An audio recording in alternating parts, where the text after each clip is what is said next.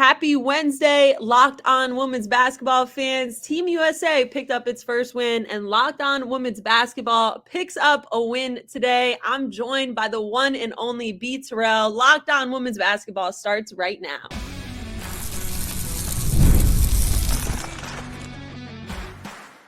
You are Locked On Women's Basketball, your daily podcast on women's basketball. Part of the Locked On Podcast Network, your team every day. All right. And today's episode is brought to you by Game Time. Download the Game Time app, create an account, and use code LOCKEDONNBA for $20 off your first purchase. Terms apply. All right, guys. This guest needs no introduction. Follow him if you're not already. Really, if you want to know anything that's been happening in the WNBA for years now, itsBTerrell is an OG in the space, and I'm so happy to have you on and pick your brain all the way from Las Vegas. itsBTerrell, thank you so much for coming on. Oh, man. Thank you. I appreciate it. I really appreciate it. Call me an OG. I mean, I guess I am kind of an OG in this thing. So yeah, you're right. Yeah, no, with all love too. Not even no, for sure.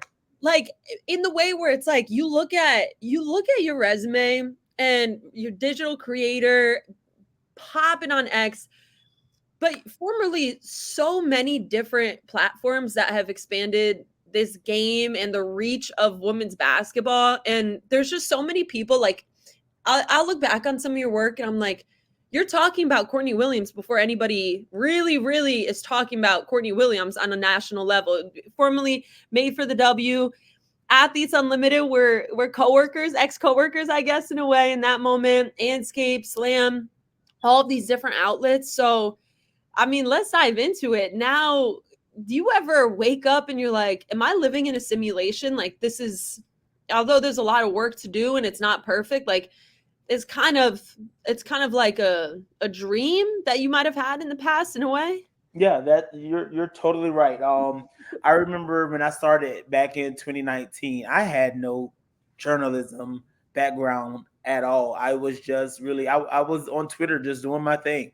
From Twitter, I built a platform. I was working in corporate finance.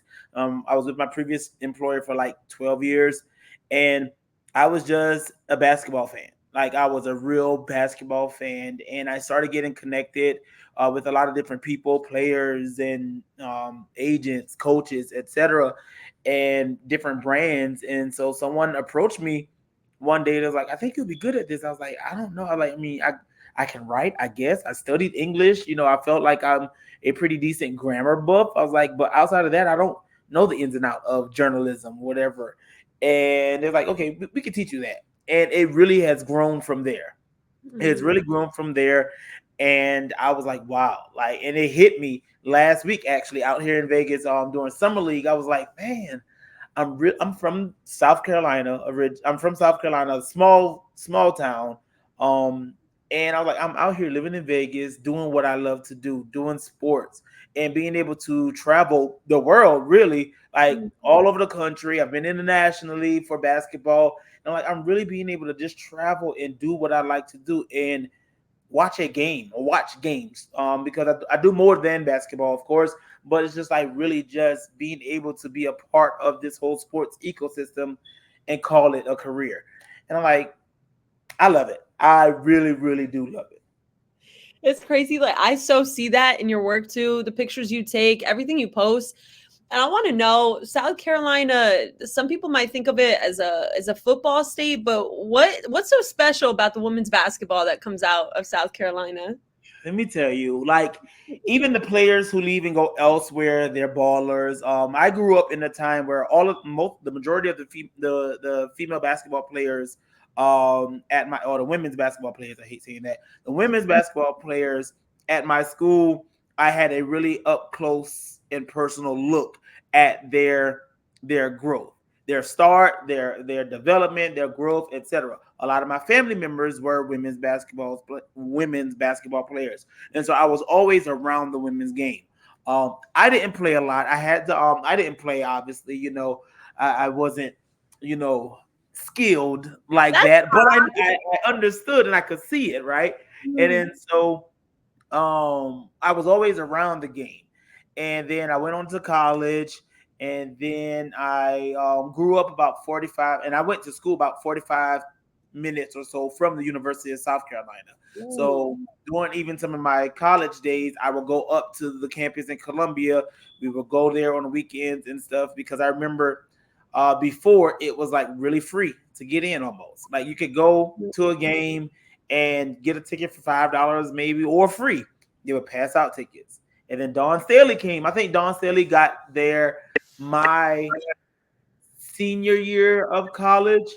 And so, yeah, 2008 was her first year in in Columbia. And so, yeah, Dawn Staley came and changed the entire trajectory of the state when it comes to women's basketball. Built it from a program that was a laughing stock maybe to some of the SEC into one of the premier institutions. And so seeing that from its early stages to what it is now is just like really amazing. And then like there are so many talented players in the state of South Carolina. A lot of them who are on the roster, who end up being on the roster at South Carolina. You have your Joyce Edwards, Mylasia Fulwiley's, your Ashlyn Watkins, and then even some in the past who have gone on to other institutions. But she was able to, or have graduated and now are in the WNBA, have really just made a name for themselves as well as putting the state on the map. So shout out to basketball and especially women's basketball in South Carolina. I love that. And I love that it's Dawn Staley's intertwined within your story too. And you host a space on Twitter, and I love tuning into what you guys posted just the other day too. But there's something about your guys' header on the Committee Sports Group on X, not on Twitter, on X. So Dawn Staley is someone you see her as the truth. You see her come in, change an entire culture, deserve way more respect than what she gets. And then at the same time, you continue to work basically alongside her. Obviously, it's not in a coaching way, but you're working alongside her in a way where you're pushing her forward, pushing a message forward. Mm-hmm. So can you talk a little bit more about Dawn Staley in general? I feel like for some reason we still don't really talk about her greatness enough.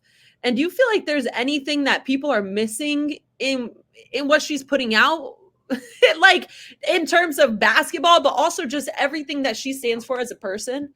I think the most important thing to me about Dawn is the way she embraces everyone. She pours into so many people. We always see that she's such an amazing coach. Sometimes it gets lost in the shuffle and people think that she's only a player's coach because she can relate to them and they don't consider her an X's and O's coach when she's shown. I mean, you go an undefeated season, 38-0, there's some X's and O's somewhere in there. But yes. Right, and those X's and O's, that clipboard is working. But I think the thing about Coach Staley that I like and that I love and appreciate is really her love for people. Like everyone that's come in contact with her can say that they have felt love. I remember when I first met her, I was starstruck because I was a fan. And I'm like you said, I was OG. I was an OGW fan. I remember her playing days in Charlotte. I remember her when she went to and played in Houston before the Comets folded. I remember her as a coach at Temple University when she had Candace Dupree and some others there. So I remember her and I was always a fan. And so when finally being able to meet her and build a relationship with her, it's like, wow, like there's not often times where people can have just conversations or break bread with someone like that. And as big as a celebrity that she is, because there are a lot of coaches who are popular, but then there are some coaches, there are very few coaches who are celebrities. To me, Dawn Staley is a celebrity she's a basketball coach that is also a celebrity at the same time. Like I was talking to one of my friends and he said her popularity is up there, especially for women's basketball, is up there on the level of the Dream Team, the Olympic Dream Team from back in the day for the men. And I sat there and I thought about it. I was like, you know what? I've gone places and she really commands that attention. And not that she goes out and seeks it. It's just they're drawn to her automatically. And so I just think that that's the thing that I really love about her is her love for people and the way that she spreads warmth and just genuine support to all that she comes in contact with.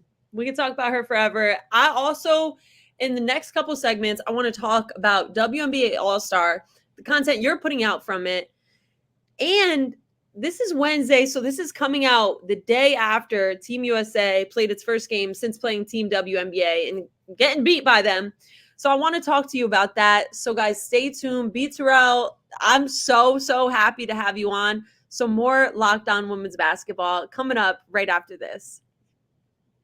Today's episode is brought to you by Game Time. And I know we're talking women's basketball, but guys, there's nothing like also going to an MLB game, watching a game outside during the summer. You know, you got to get your sun in. So make sure you check out Game Time. It's an authorized ticket marketplace of Major League Baseball, which makes getting tickets faster and easier. Prices on the Game Time app actually go down the closer it gets to the first pitch. With killer last-minute deals, all-in prices, views from your seat, and their lowest price guarantee, Game Time takes the guesswork out of buying MLB tickets. One feature that I really love is the last-minute deals feature. You could save up to 60% off when buying last minute for sports, concerts, comedy, theater, etc. I never really know what I'm doing to the last minute, so this is a great feature that I love to utilize. Take the guesswork out of buying MLB tickets with Game Time. Download the Game Time app, create an account, and use code LOCKEDONNBA for $20 off your first purchase. Terms apply. Again, create an account and redeem code LOCKEDONNBA for $20 off. Download Game Time today. Last minute tickets, lowest price, guaranteed. We also want to shout out Miracle Made. It is a great company that we love to shout out. It's hot outside, and your nighttime bedroom temperature has a huge impact on your sleep quality. If you wake up too hot or too cold, I highly recommend you check out Miracle Made's bed sheets. Miracle Made sheets are inspired by NASA and use silver-infused fabrics that are temperature regulating so you could sleep at the perfect temperature all night long. They're also self-cleaning. These sheets are infused with silver that prevent up to 99.7% of bacterial growth, leaving them to stay cleaner and fresh 3 times longer than other sheets. No more gross odors. I don't know who has gross odors, but I'm happy Miracle Made helps them out. Go to trymiracle.com/locked-on. And that's also trymiracle.com/locked-on to try Miracle Made sheets today. And whether you're buying them for yourself or as a gift for a loved one, if you order today, you can save over 40%. And if you use our promo Locked On at checkout, you get 3 free towels and save an extra 20%. So make sure you check those out, guys. I'm so excited to be joined by itsBTerrell, and there's so many different ways you could consume this sport. And also, we want to push Locked On streaming channel. If you're watching Fox Sports or ESPN on your TV all day, make sure you check out Locked On Sports Today, a free 24/7 sports streaming channel program for you every day to bring you the biggest stories without all the screaming. Locked On Sports Today brings you can't miss analysis, opinions, and news, streaming 24/7 on YouTube or the free Amazon Fire TV channels app, part of the Locked On Podcast Network, your team every day. Okay, cool. We got that out the way. Now, I have you here. itsBTerrell, I want to ask you about your experience this whole past weekend at All-Star. I know we finally met in person at the Final Four, and I think that was a great moment in this whole scheme of things in women's basketball. What was different about WNBA All-Star versus the Final Four? Is it a little bit more of a step up? And I definitely think for All-Star, there are a lot more activations. Mm-hmm. A lot of brands. Obviously, we know the investment in women's basketball. We saw at the forefront a lot of the brands really deciding to make their presence known and felt during WNBA All-Star.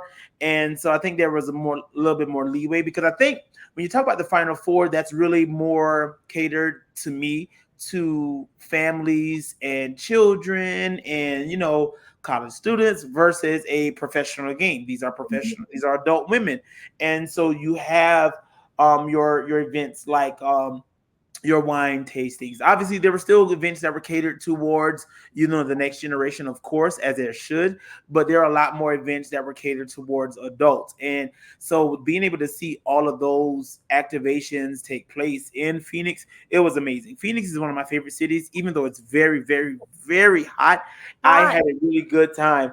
And so just the morale and the energy surrounding Phoenix, everything from the game itself to WNBA Live, to the parties, everything. It was just really a great, great atmosphere to experience. Okay, and you have a camera in your hands most Yeah. of it. Was there anything that was like, I'm sure it's a different experience going there as someone with a creative mind like that, and you're kind of experiencing things in a different way. Like you're there, but you're also like, oh, but this would look so cool in this. Was there some moment where you're like, I gotta take this out right now. I gotta get this picture. So for me, I did for this particular year. I tried to do something a little different and capture like emotion around the game, not necessarily the game itself. Obviously, I still have some of those shots with the game, but I want to focus on, because it's really like big on fellowship and congregation. And so you see some of these players who are opponents so often, well, all throughout the season, that they're able to play together and with each other during All-Star break. So I wanted to capture those laughs. I wanted to capture those, those moments where you may see, boom, prime example, Caitlin Clark and Angel Reese teaming up and high-fiving each other. So those are the things that I want. That's what I went into this year. A little bit different than any other game, because, okay, obviously in a game, I'm always going to get a block shot or cross up or 3-point or free throw. But I said, what is different about All-Star, and how can I tell a story that shows like the joy of the players? And that's what I wanted to focus on. So this year, there were so many of the college athletes, some who we will hear their names. I'm not gonna say probably, we will hear their names next year, like your Kiki Iriathens and your Paige Beckers. There was Flaugier, who's another player who we could, depending on if she decided to leave after 3 years, to enter, because she will be eligible by age. She will be eligible to enter the draft next year. So there were so many of those players that were there, that were invited. There were so many of the retired WNBA players. There were NBA players there. There were athletes from other sports that were there, entertainers. So there were so many people there, and I wanted to be able to capture a lot of those moments, but also make sure that the focus was still on the players who were in the game, but their actions around the game. You mentioned a company or a couple companies that are investing in women's sports. What was it? Aflac, right? Aflac. Shout out to them. I know Alicia Gray is happy. Shout out to Aflac. No, you took the name out of my mouth. What was it like to watch her not only win the skills challenge, but win a 3-point contest? And then it killed me in the press conference afterwards. I was watching it, and she's like, yeah, I'm definitely going to have to invest that money. Like, yeah. She just went home with $110K. And I hope that this is the kind of thing that we're looking back on clips of this. We're like, we're not embarrassed because of who, like, whatever we're saying, but we're embarrassed in a way where it's like, all right, that to her, that should be nothing at that point. What was it like to actually be there? Like, I low-key, I have FOMO for sure. It was so crazy, because I understood that, earlier in the week, they were still trying to finalize the list of players who were going to participate. Obviously, there are some players who couldn't make it, some players who declined. And so it was really like a last minute finalizing of the list of participating athletes. And so it was so funny. I made a joke. I was like, what if Alicia wins both? I didn't think anything of it. Yeah. But after she won the skills challenge, I was like, oh, and obviously I'm a little biased. She went to South Carolina, so I'm always going to rock with her. And I was like, I want Alicia to win. And then she won the skills challenge. Came back. I said, oh, okay. And then I was like, nope, let's go ahead and double it up then and win the 3-point challenge. And I was nervous at first, because I'm like, man, Steph Dolson and JJ was letting that thing slang. But that last one didn't drop, and Leash won. I was like, hey, congratulations. So I was so excited for her, and to see her, I think the thing that made me more excited, because I know the type of player that Leash is, but because she's a more reserved player in terms of her personality. She's not as vocal as or she's not as talked about as often as some of the what we call superstars of the league. She's been a consistent pro every year, and she's an all-star. She's an Olympic gold medalist, former rookie of the year. So she is that caliber of a player. But she's not as talked about as often. To see her name to start getting alerts from like NBA and Bleacher Report and ESPN talking about Alicia Gray, I was so excited because she deserves that. She's always a steady player, and so this is something that she really deserves, and I was so happy for her. That's amazing. That I can only imagine. She's one of those players too. Like you look at, and it's so crazy because at the same time, I think those players are. If I'm actually going to be competing against her, I'm scared because you look at her and you're like smiling because you're like, oh, I'm rooting for her. But then you're like, oh, she's a dog and she could beat me like anytime. And we saw that she put it on a national stage. Yeah. Where her name on a lot of people's radars. But meanwhile, this whole time, is she one of those players like you mentioned? You know how she plays. Have you felt like before this moment this past weekend she hasn't gotten that credit that she I've always needs? felt that she hasn't gotten the credit. There were several years where I felt like, and I understand, the WNBA is a post player heavy league. The majority of the stars are post players. You're going to have your Stewies, your Asias, your JJs, etc. And your Alyssa Thomas. So all the award lists are always going to be dominated by post players because that's just how the league is. You play through your posts. For Alicia, there have been times where I felt like she should have been on one of the all WNBA teams. She should have been on the all defensive teams.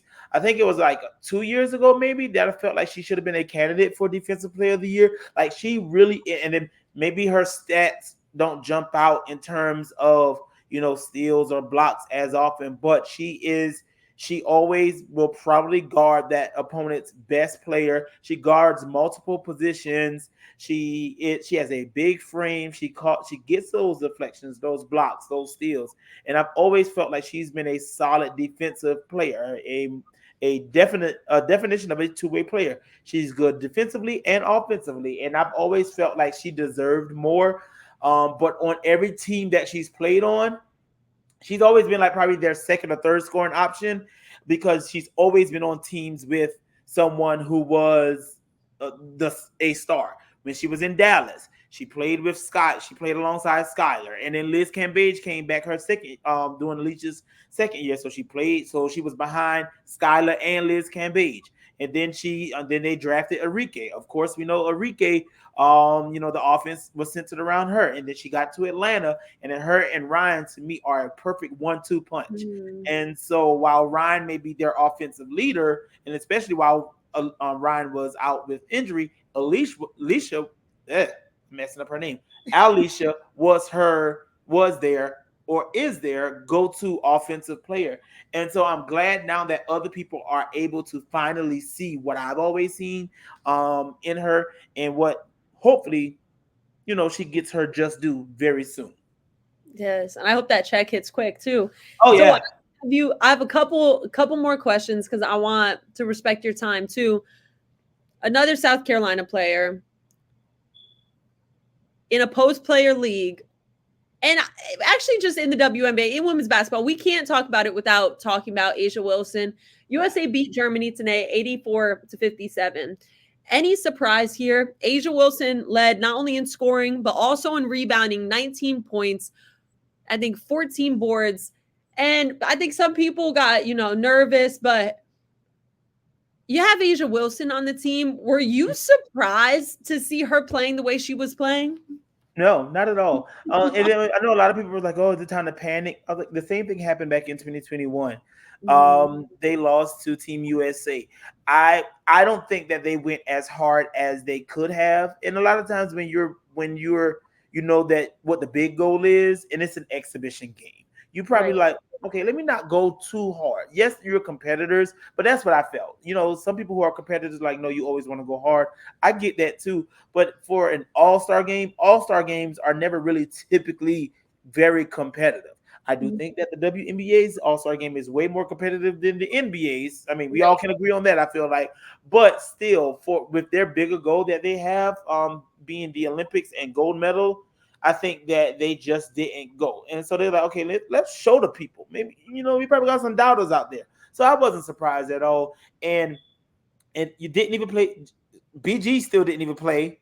And so they're going to be, I feel, very dominant during this, even though they have what some may consider a really tough road to gold medal. They're in what's called, I guess, the group of death with Belgium, Germany, and I think Japan. I still think that USA is the favorite by double digits against all of those opponents. I love that. I'm right there with you. And that's so crazy too, right? We still have to see VG play. Her and Diana were kind of chilling at the end of the bench today. Yeah. Yeah. Like they go listen, they're good. They're gonna be fine. They're gonna be fine. So, and Asia's doing Asia things. The MVP caliber season that she's been having in the W, she's taking that right on to the international stage. And I'm glad, because I think that this is going to be great for her, because more people are able to see her game on a global stage, and that's only setting up for the success of her shoe when it drops. You're playing in front of all these international fans. They're going to have the name Asia Wilson on their lips, and when that shoe drops, they're going to be like, I need me some A1s. So exactly. it's all right on time.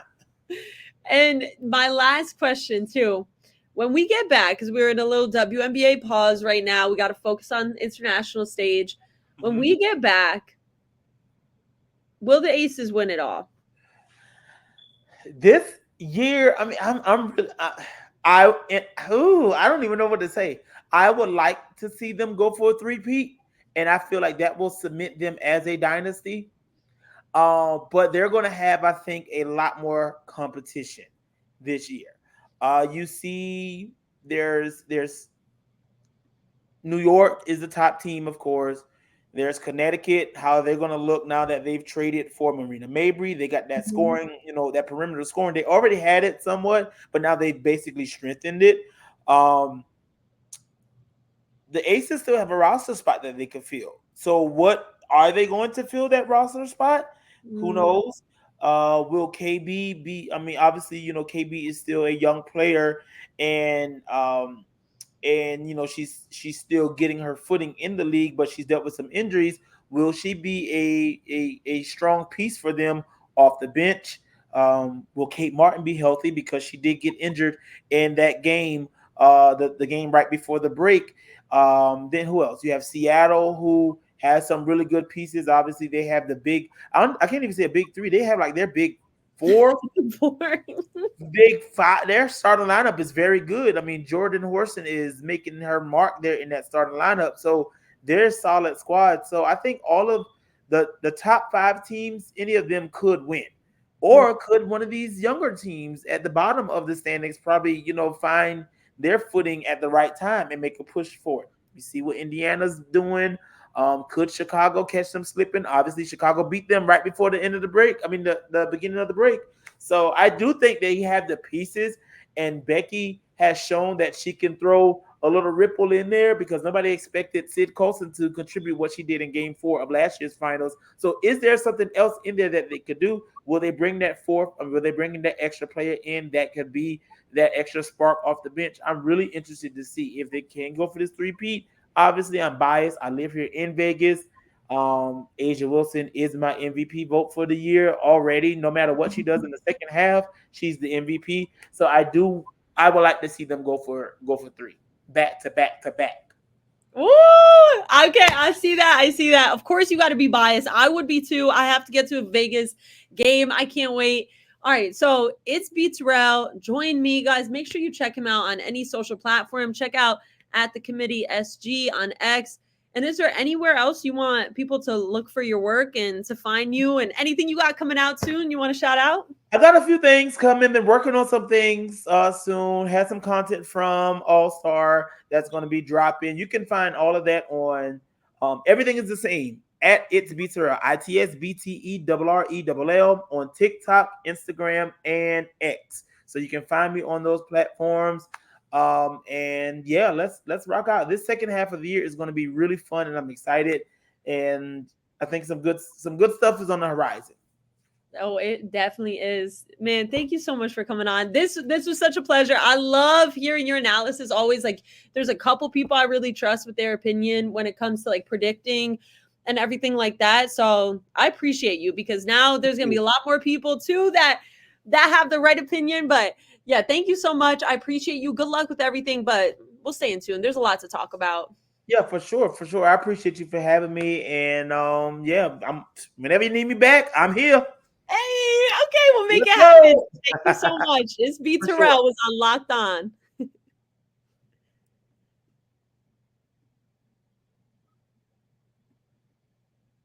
All right, everybody. So we're so happy that he could join us. And make sure you checked out the Locked On streaming channel. If you're watching Fox Sports or ESPN on your TV all day, you have to turn down the volume with all that shouting. Make the switch to Locked On Sports today, a free 24/7 sports streaming channel program for you every day to bring you the biggest sports stories without all the screaming.